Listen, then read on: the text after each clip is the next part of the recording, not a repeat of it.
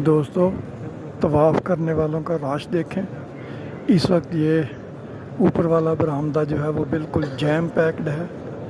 और दूसरी चीज़ मैंने आपको दिखाई, ये देखें कैसे लोगों ने जो है वो जूते पहने हुए हैं।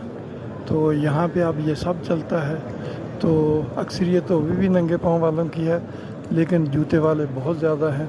तो लोग जो है वही जूतियाँ जो बाहर इस्तेमाल करते हैं वही इधर आके जो है वो तवाफ़ के लिए भी इस्तेमाल करते हैं।